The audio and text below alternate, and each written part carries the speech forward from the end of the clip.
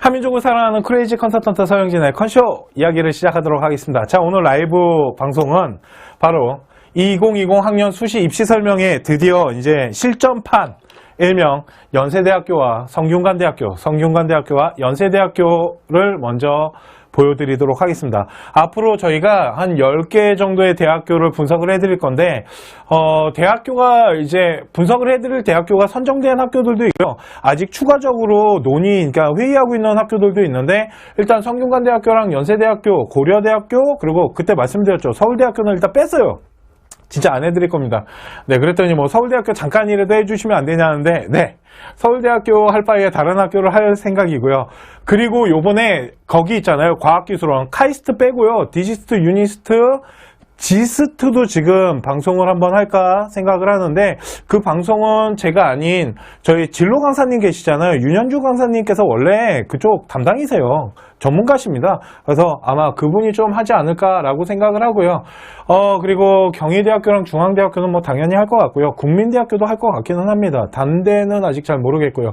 그래서 하여튼 10개 대학교를 해드릴 건데, 일단은 오늘 첫 시간은 성균관대학교와 연세대학교를 시작으로 보여드리도록 하겠습니다. 자, 그러면 2020학년 수시 입시 설명에 만약 우리 아이가 지금 고등학교 1학년이에요, 2학년이에요. 무슨 상관이세요? 한번 보십시오. 어떤 식으로 대학교를 분석해야 되고 어떤 식으로 지금 대학교가 아이를 선발하고 있는지 아셔야지 거기에 맞춰서 또 준비를 하실 거고요.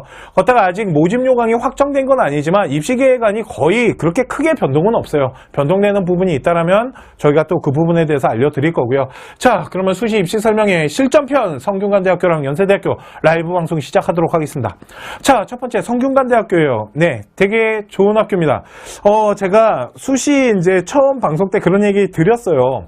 이제는 성균관대학교가 고려대학교를 다 따라잡은 것 같아요 라고 이제 말씀드렸을 때 제가 그랬죠. 이것도 막 하여튼 댓글 보셨습니까? 네, 고려대학교가 더 좋은 학교는 맞습니다. 그런데 그 정도로 아이들 지금 선발되는 아이들의 이야기인 거예요. 그러니까 제가 대학교 뭐 여기는 어느 정도 수준까지 올라갔습니다 라고 말할 때는 뭐 취업률이나 뭐 그 학교의 인지도 그런 걸 말씀드리는 게 아니고요. 이제 학생들이 합격을 하잖아요. 저희가 이제 데이터를 분석해갖고 학생들이 이제 합격하는 데이터를 분석해봤을 때 고려대학교와 성균관대학교 합격하는 아이들의 데이터가 솔직히 그렇게 크게 차이가 없더라는 거죠. 그 얘기를 드린 거지 학교 레벨 순위를 말씀드린 건 아닙니다. 당연히 고려대학교랑 성균관대학교 합격하면 나 같아도 고려대학교 갈 것 같기는 해요. 아마 여기 뭐 글로벌 학과를 합격했다라면 또 생각해 볼 문제지만 만일 고려대학교 조금 비인기학과 합격하고 성균관대학교 뭐 글로벌 학과를 합격했다면 그거는 솔직히 좀 고민해 볼 필요는 있거든요. 이런 것들도 있겠지만 일단은 합격하는 아이들의 수준이 저희가 여태까지 분석해봤을 때 그렇게 크게 차이가 나지 않는다. 그러니까 이제 성균관대학교가 고려대학교를 따라잡고 있습니다라고 말씀드리는 건 학교 수준을 말씀드리는 게 아니고요.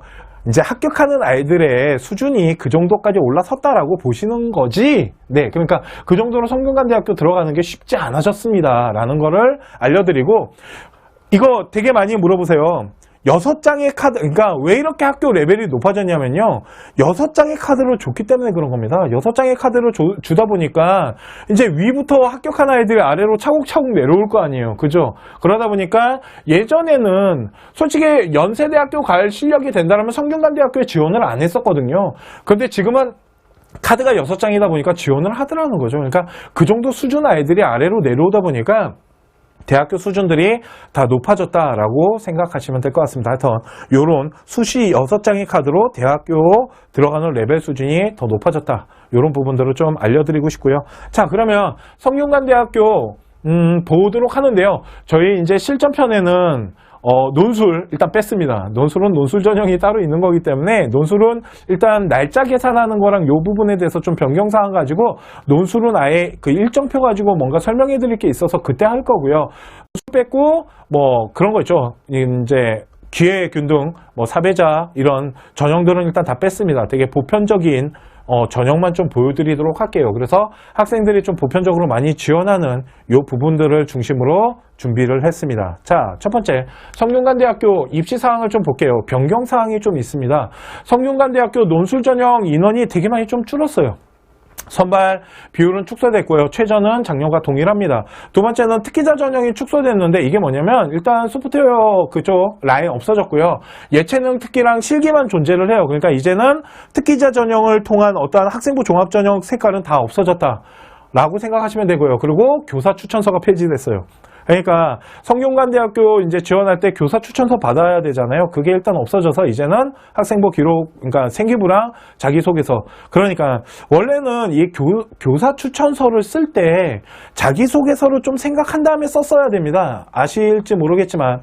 그리고 교사 추천서 얘기를 잠깐 할까요? 자, 교사 추천서 요게 할게요. 보세요.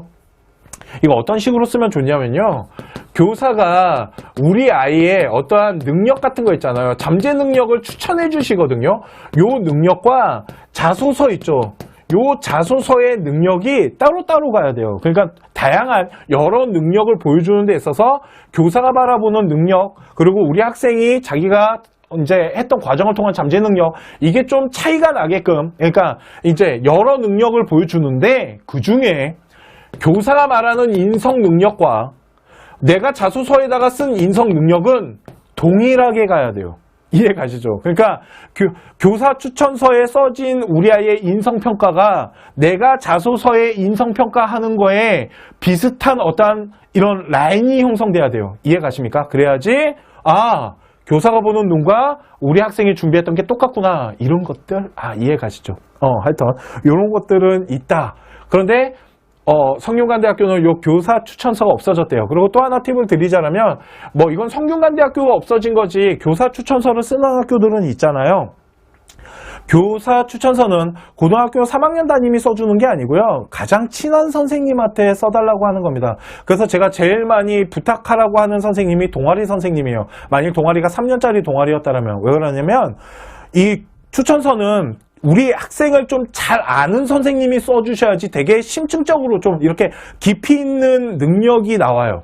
왜 그러냐면 고등학교 3학년 담임이 우리 아이를 맡은 지 기껏해야 3, 4개월밖에 안 됐는데 뭘 알겠어요, 우리 아이에 대해서. 이해 가시죠? 그래서 좀 친한 선생님들 있잖아요. 그런데 그 친한 선생님이 국어 선생님이야. 얼마나 좋아. 하여튼 이해 가시죠? 그래서 국어 선생님이랑은 친하게 지냅시다. 이런 것들. 그래서 동아리 선생님이나 아니면 좀 친분이 두터운 선생님한테 교사 추천서를 맡기는 게 좋습니다. 네. 그런데, 성균관대학교는 교사 추천서가 폐지됐대요. 학생부 종합전형의 영상학과가 면접이 폐지됐습니다. 영상학과라고 있는데 이 영상학과가 이제 실기에 포트폴리오가 들어가요. 활동증명자료라는 포트폴리오가 들어가는데 그거 외에도 면접이 있었는데 그 면접이 폐지됐다라고 보시면 되고요. 2019년과 2020 학년을 봤을 때 학생부 종합전형은 역시 늘었네요. 그죠? 학생부 종합전형은 모든 학교가 지금 다 늘려가는 추세이기 때문에, 그리고 논술이 되게 많이 줄었죠. 아까 논술 선발 비율 줄었다 그랬잖아요. 생각보다 되게 많이 줄였네요. 900명에서 532명까지 줄였고 실기는 일단 패스하고요. 네. 정시, 수능에 대한 비중이 되게 높아졌다. 저 논술 라인이 이쪽으로 다 넘어오고 학종으로 좀 넘어갔다라고 보시면 될 것 같습니다.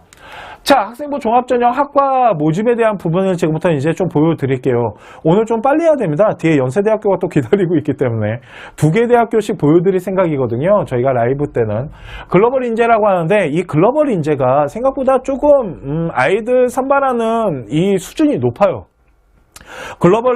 왜 글로벌 인재 전형이 수준이 높냐면 이 글로벌 인재 전형은 솔직히 학과 중심으로 뽑다 보니까 이 안에 글로벌 단위, 일명 글로벌 라인이라는 학과들이 있어요.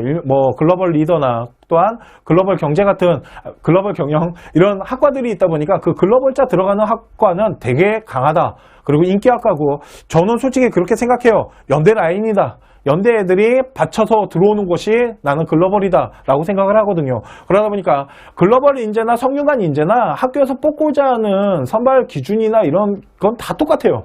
그러니까 글로벌 인재니까 우리 아이가 영어를 좀 잘하고 이런 글로벌적 인재 소양을 갖고 있으면 더 좋아하지 않나요? 그런 거 없고요. 그냥 성균관 인재랑 글로벌 인재는 뽑는 건 똑같아요. 평가 기준이 똑같기 때문에. 그래서 글로벌 인재 같은 경우 서류 100%로 뽑고요.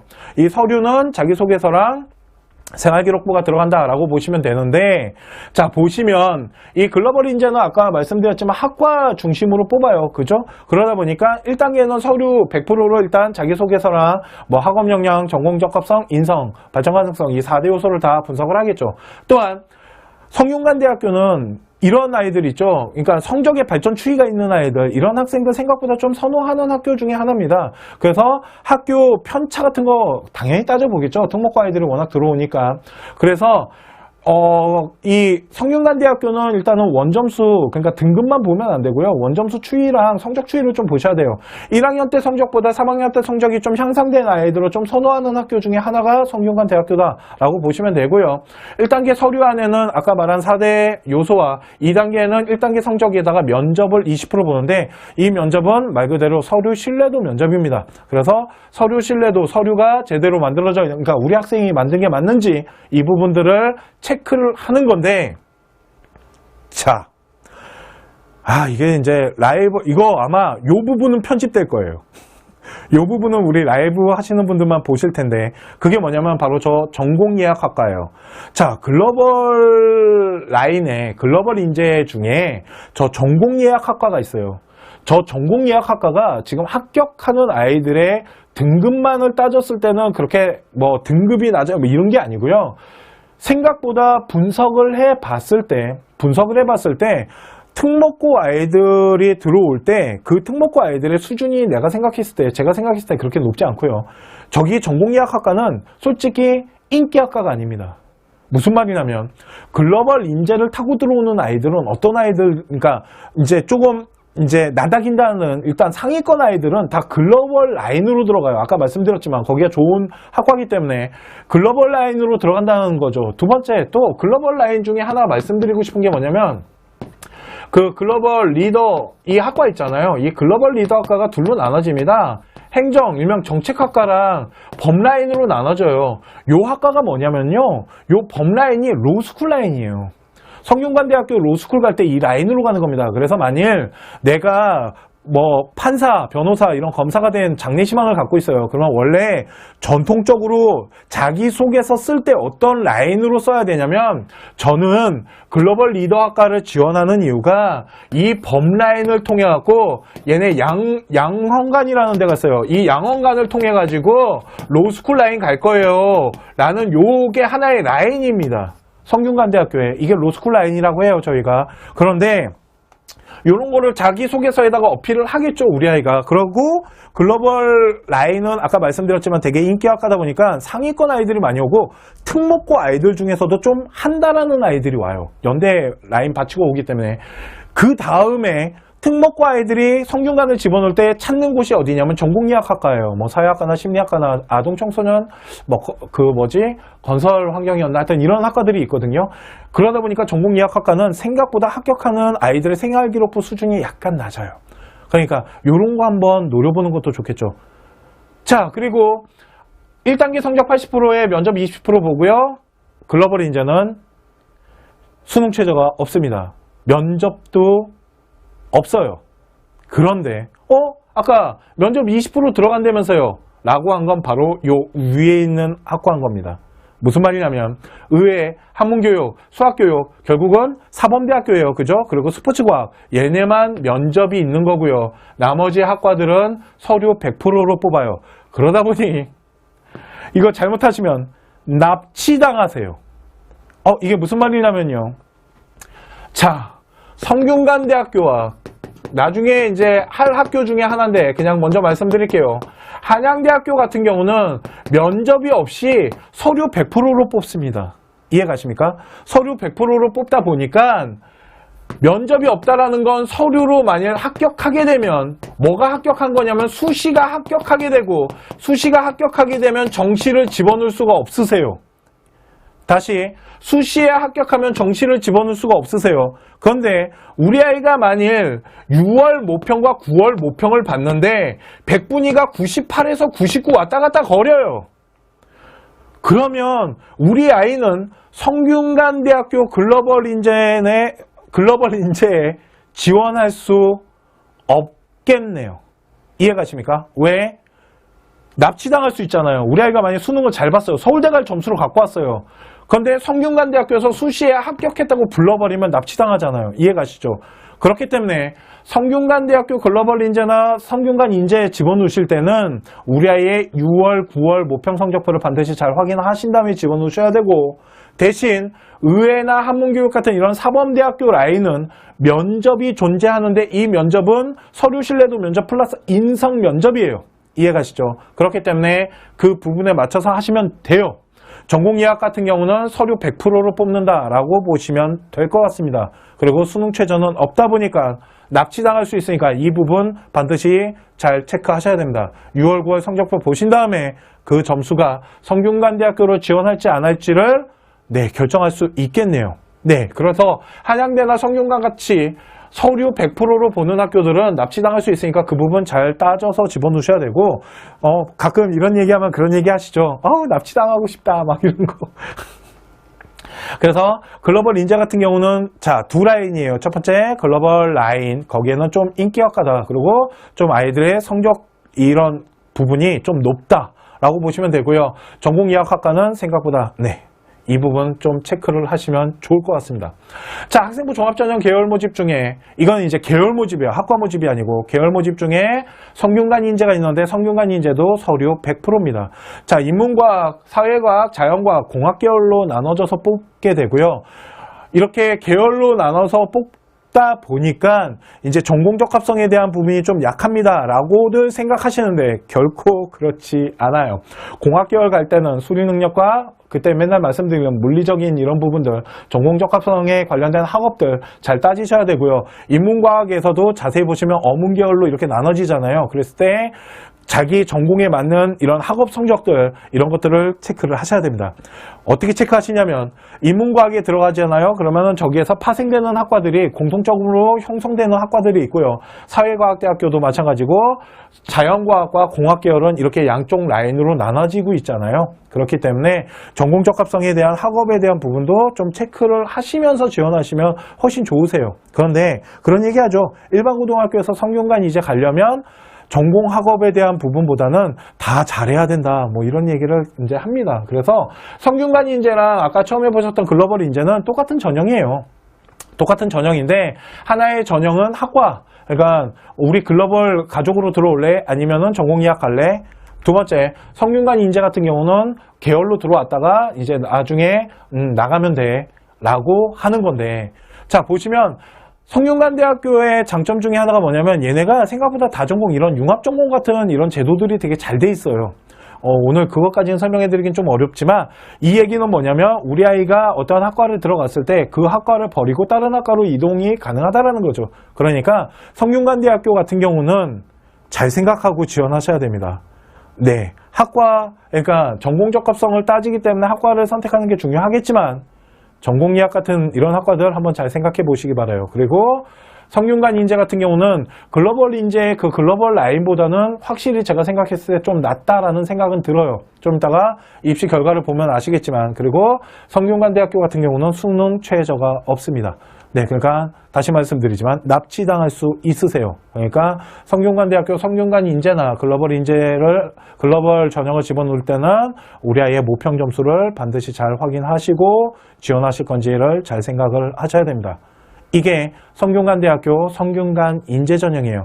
그러니까 결국은 두 전형은 비슷하다라고 보시면 됩니다.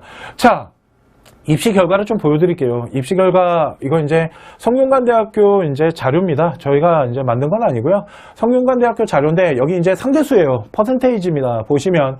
자, 입시 결과에서 인문과학 같은 경우 1등급에서 1.49등급, 이게 어떻게 보는지 아시겠죠?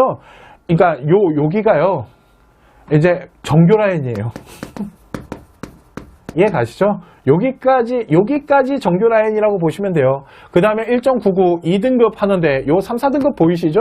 여기 이제 특목고예요. 100% 특목고라고 보시면 돼요. 여긴 100% 특목고예요.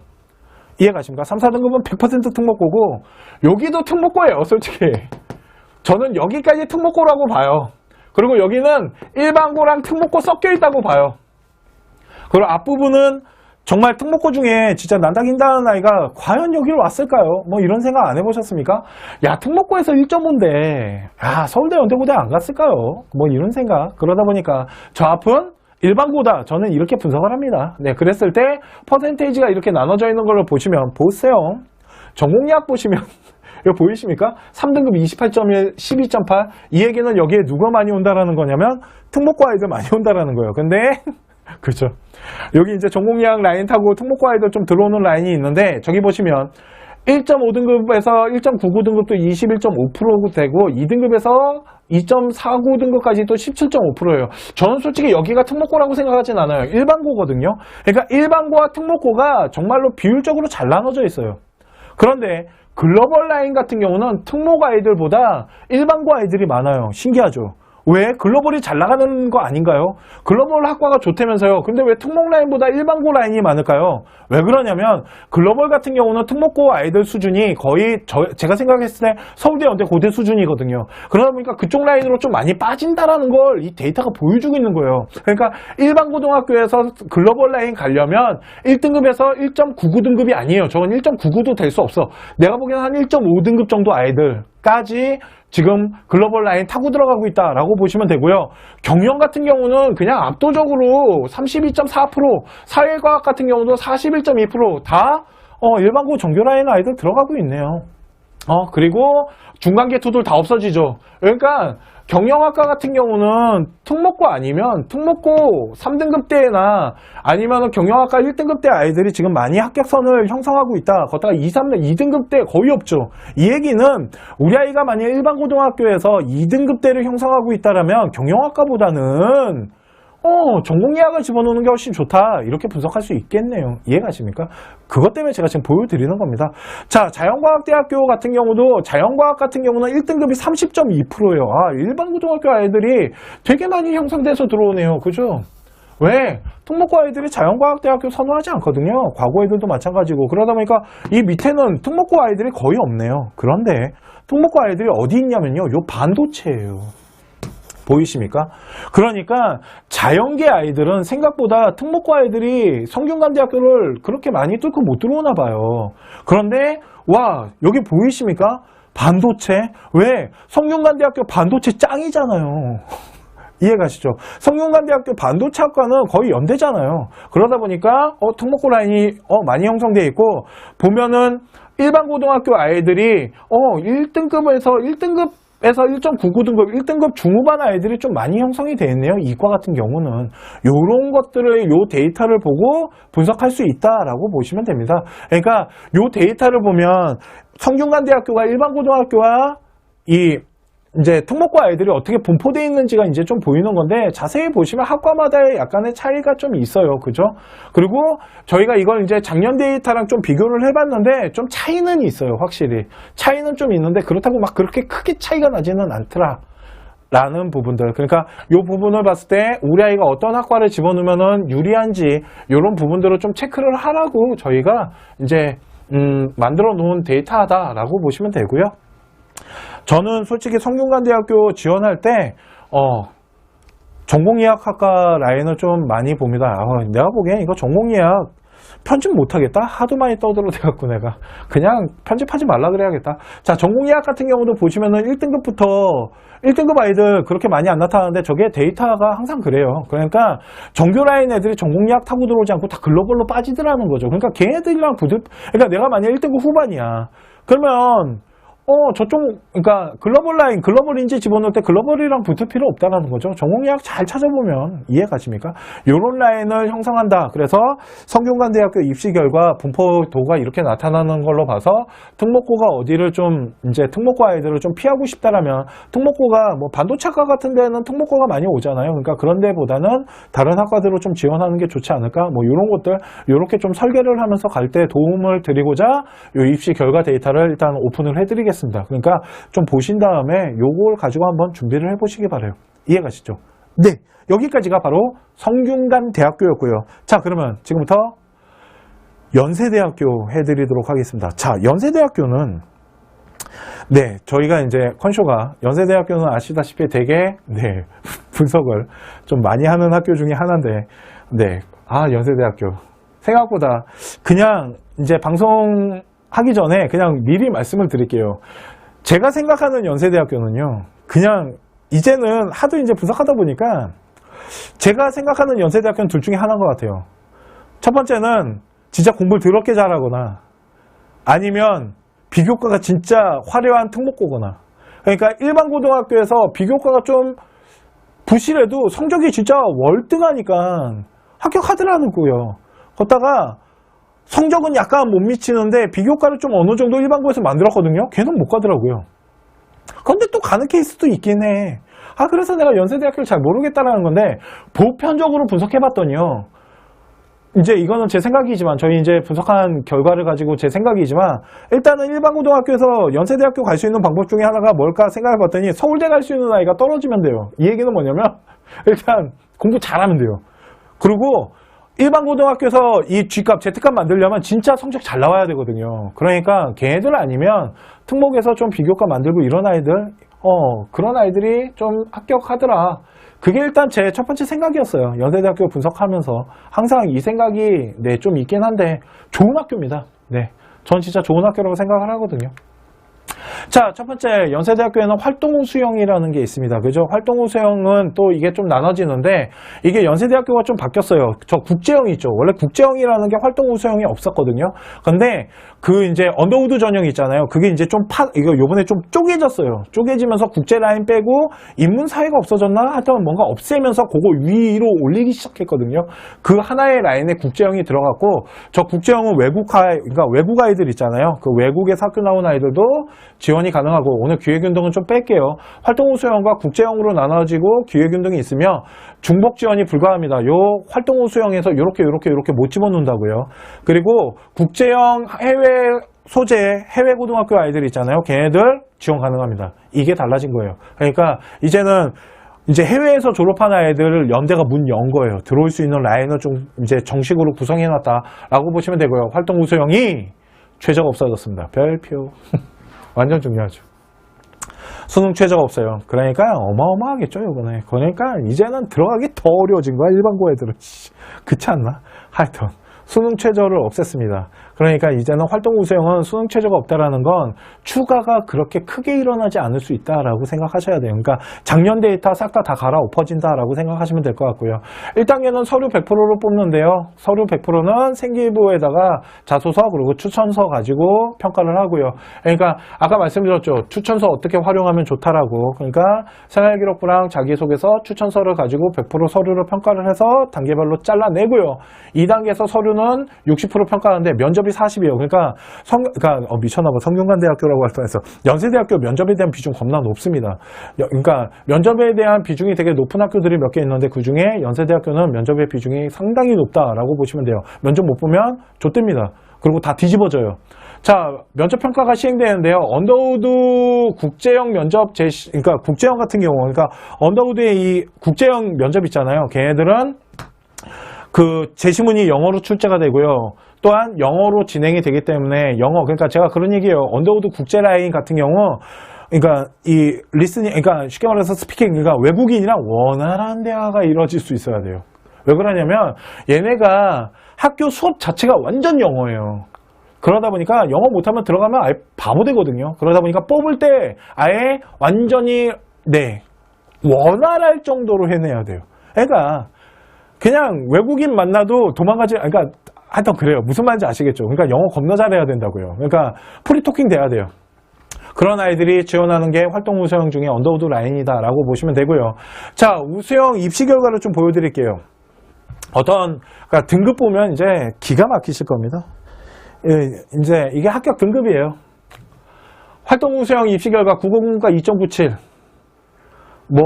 디자인 3.47, 인문과학 4.47 보이십니까? 4등급 애들 막 들어와. 사회과학, 경영 4등급, 3등급, 보건행정 3등급, 취위생 3.42등급. 그러니까 보면 내신 등급 합격선이 4등급, 2등급 후반부터 3등급, 4등급 이래요. 그죠? 그러니까 아무리 봐도 일반고 같지 않죠?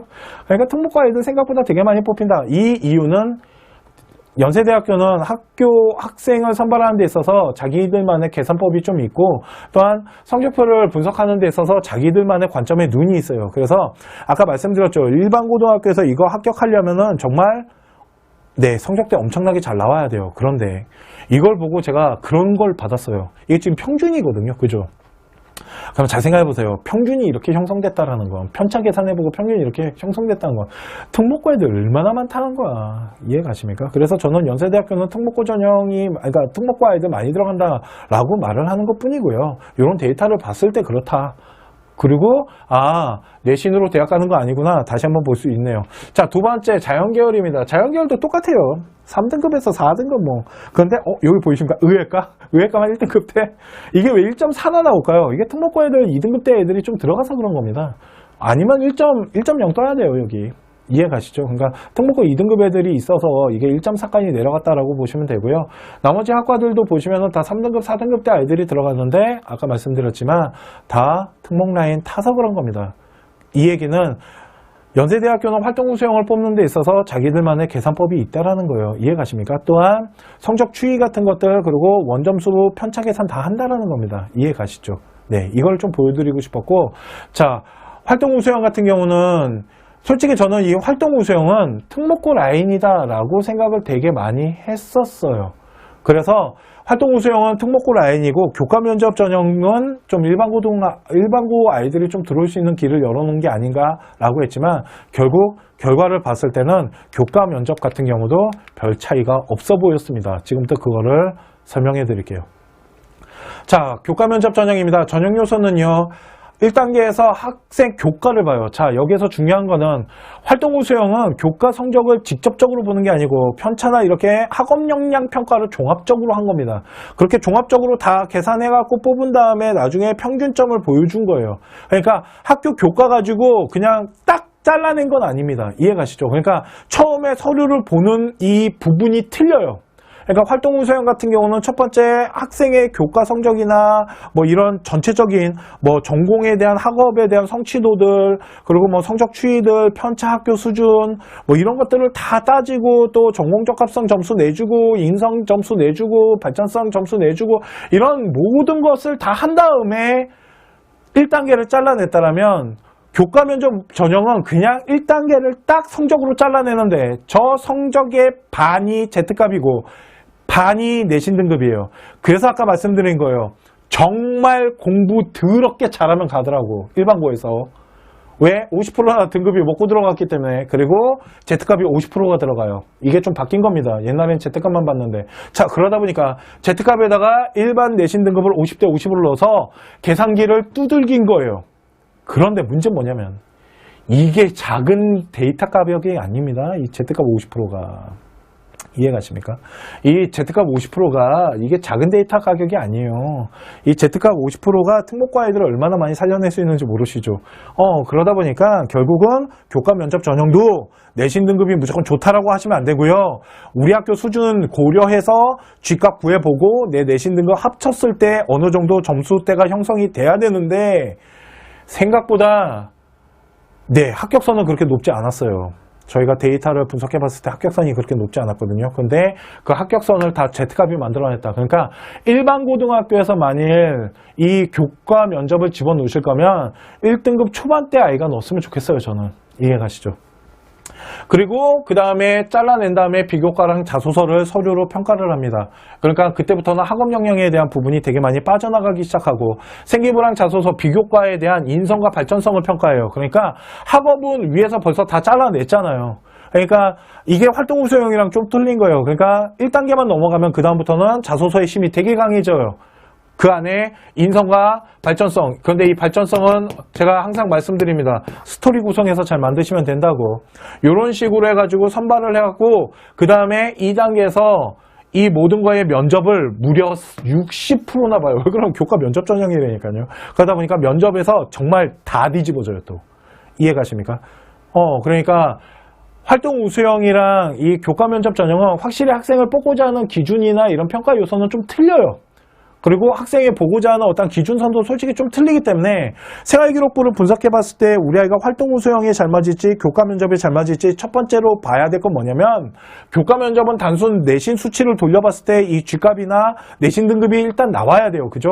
그 데이터 가격이 나온다라면 교과 면접을 준비하는 게 유리할 수도 있겠지만 그것 자체가 안 나온다면 활동 우수형을 집어넣는 게 좋다라고 보면 되고요. 그 다음에 생활기록부랑 자기소개서를 쓰는 데 있어서 잘 보세요.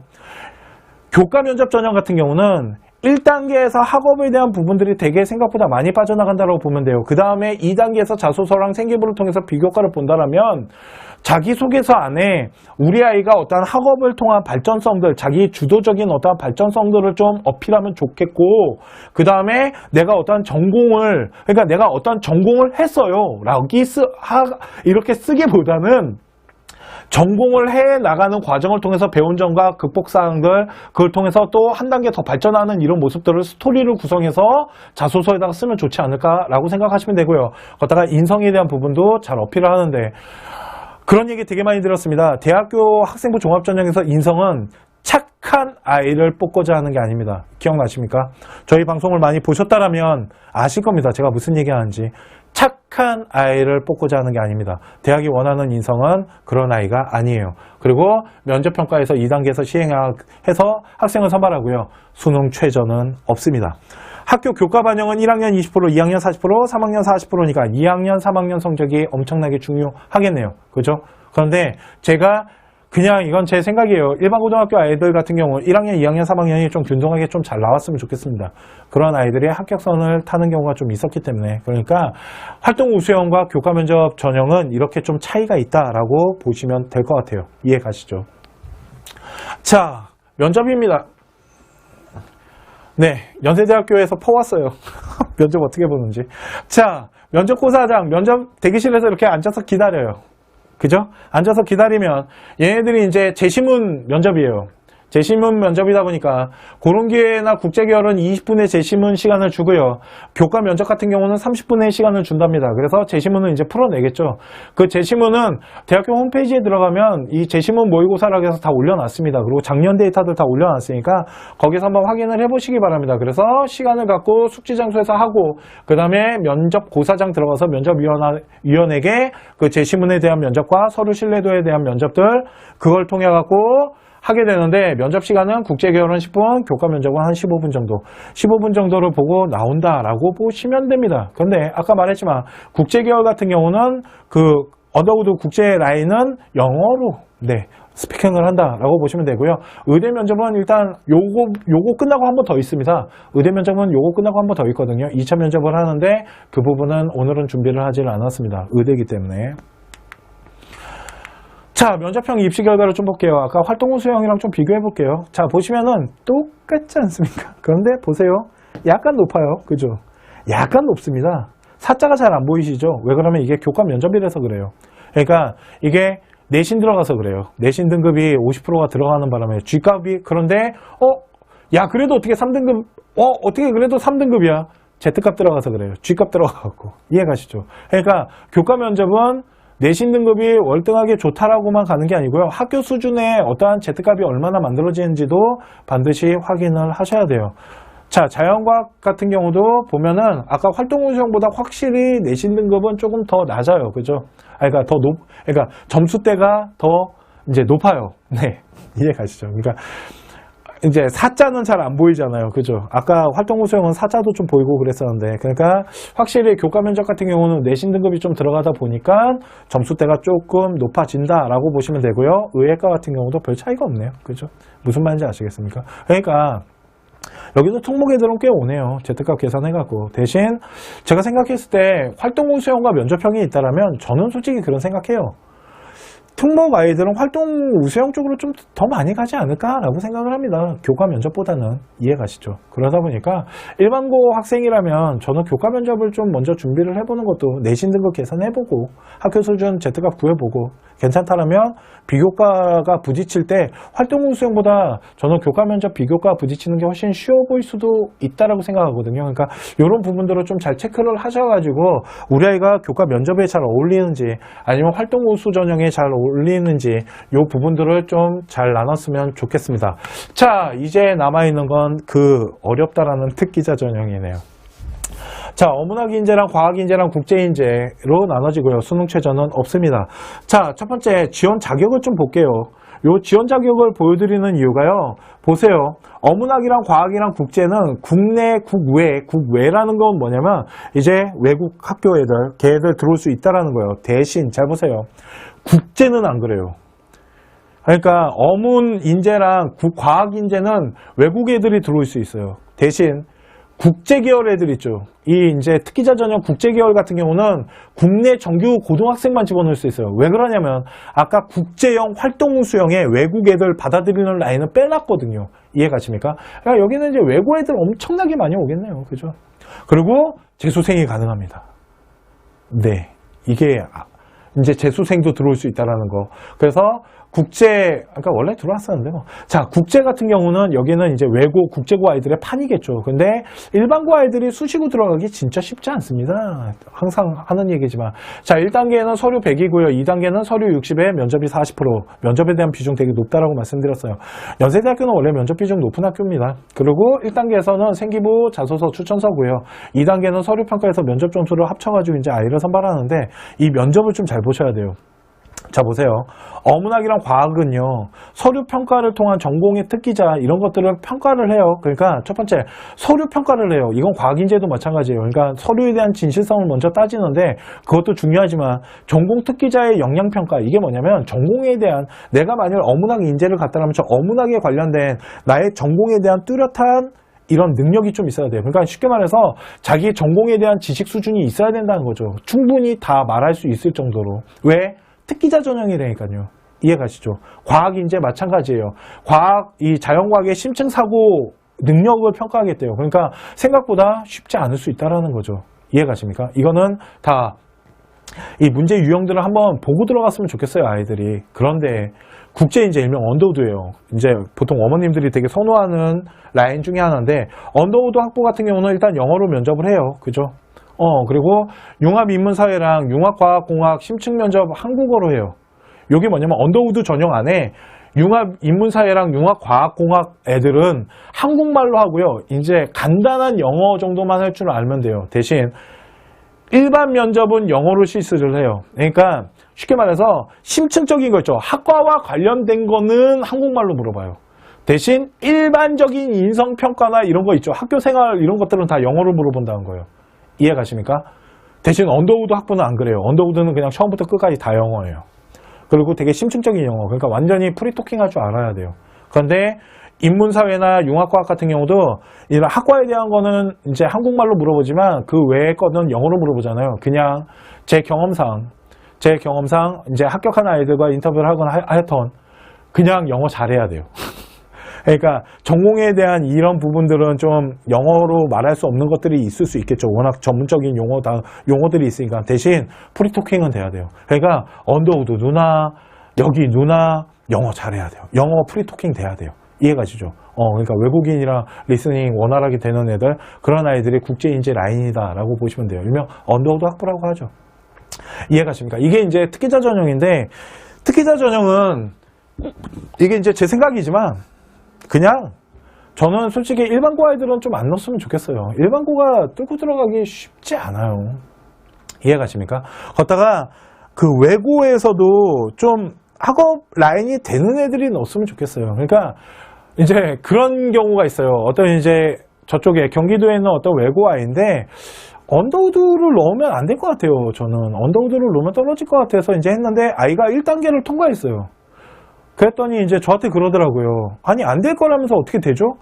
2단계까지 되는지 보시라니까요. 정말 되나? 안 되거든요. 그냥 떨어졌긴 했는데 이제 성균관 가긴 했어요. 그 친구는. 그런데 언더우드 전형 같은 경우는 1단계보다 2단계 저 면접의 비중이 엄청 높고 걷다가 네, 이 서류 평가를 두 번째 다시 하는 이 부분과 이 면접 점수인데 그 친구가 그렇게 프리토킹이 되는 친구는 아니었거든요. 그래서 제가 안 했으면 좋겠는데 이런 얘기 되게 많이 했었어요. 그런데 좀 저는 국제고 외고 아이들이 넣었으면 좋겠어요. 일반 고등학교 아이들보다는. 그리고 두 번째는 좀 이렇게 정말 프리토킹 되는, 그러니까 좀 이렇게 영어 잘하는 애들 있잖아요. 원활하게. 저처럼 막 외국인 만나면 막 이렇게 떨고 이런 아이들 말고 그런 아이들이 집어넣었으면 한다라고 생각합니다. 그러니까 왜 그러냐면, 그러니까 어머님들이 그런 얘기 하세요. 우리 아이는 외국말 진짜 잘하고요. 영어 잘해요. 그런데 여기 아니더라도요. 그냥 활동 수형이나 교과 면접 같은 게 훨씬 낫지 않을까요? 그걸 한번 잘 따져보시라는 거죠. 꼭 언더우드 이 어려운 데를 이제 정말 특목고 자사고 애들 모여있는 여기를 뚫고 들어와야겠냐는 거죠. 저쪽 라인이 훨씬 날 수도 있다라는 뭐 이런 것들. 왜 그러면 저는 이 특기자 전형은 그냥 특목고 전형 같아요. 아무리 봐도. 그리고 이게 이제 이번 시즌엔 제가 그런 얘기 듣지 못했는데 2년 전인가 3년 전인가 연세대학교 누구 어떤 사정관이 하는 얘기에서요. 특기자 전형은 특목고 전형입니다라고 아예 대놓고 얘기하는 것도 들어본 적이 있거든요. 그러다 보니까 특기자 전형 같은 경우는 그냥 특목고 라인이지 않나? 라는 저는 생각해요. 그랬더니 이런 얘기예요. 일반고 아이가 특기자 전형으로 들어갔대요. 그건 보편적인 게 아니잖아요. 그런 특수한 거 가지고 컨설팅에서 이렇게 강연에 이렇게 말할 수 없어요, 저는. 그러니까 막 그런 거 있잖아요. 어쩌다가 한 명씩 생기는 것들. 일반고 아이가 3등급이 동국대를 그러니까 동국대는 좀 그렇고 만일 일반고 아이 3등급 아이가 서울대를 갖다 칠게요. 야, 그건 개한한 거예요. 그런 아이가 한 명 있다 그래갖고, 와, 3등급 아이들아, 서울대 갈 수 있어! 라고 말할 수는 없다는 거죠. 이해가시죠? 그러니까 일반고 라인 들어가는 애들 있겠죠. 뭔가 좀 정말로 뛰어난 뭐가 있어서. 근데 그런 것 때문에, 그걸 보편화시켜서 말씀드릴 수는 없어요. 이해가시죠? 컨설팅을 하다 보니까. 그러니까, 제가 생각했을 때 특기자 전형 같은 경우는 일반고 아이들보다는 좀 특목고 아이들이 지원하면 좋지 않을까라고 생각을 합니다. 그러니까 다른 전형들이 있잖아요. 다른 전형을 잘 활용하는 게 더 나을 수 있다라고 보입니다, 저는. 자, 오늘 연세대학교랑 성균관대학교랑 연세대학교 입시 이제 실전 사항에 이제 맞춰서 저희가 이런 식으로 대학교가 학생들을 선발하고 있습니다. 이런 전형들이 있대요. 이 전형들은 이렇게 준비를 해야 되고요. 어떠한 전형은 어떤 특징을 갖고 있고 합격한 아이들의 내신 등급대는 이런 형식으로 형성됩니다. 라는 걸 좀 보여드리고 싶어서 준비한 방송이고요. 오늘 라이브 방송 성균관대학교랑 연세대학교 방송은 여기까지 하도록 하고요. 그리고 마지막으로 한마디 드리면 아까 입시 결과 보여드렸잖아요. 저 입시 결과는 특목고와 일반고등학교 아이들이 다 섞여갖고 만들어진 데이터입니다. 그래서 그런 얘기 드리는 거예요. 등급이 잘 나온다 그래서 좋은 대학을 가는 건 아닙니다. 그 외에 전형들도 그러니까 그 외에 이런 평가 요소들도 잘 준비를 해야 된다라고 말씀을 드리고요. 그렇기 때문에 내신 등급만 보고 우리 아이의 대학교를 판단하지 마시고요. 전체적인 서류 평가를 한번 잘 객관적으로 받아보시기 바랍니다. 자, 오늘 성균관대학교, 연세대학교 입시 설명회는 여기까지 하도록 하고요. 지금부터 1대1 상담 받도록 하겠습니다.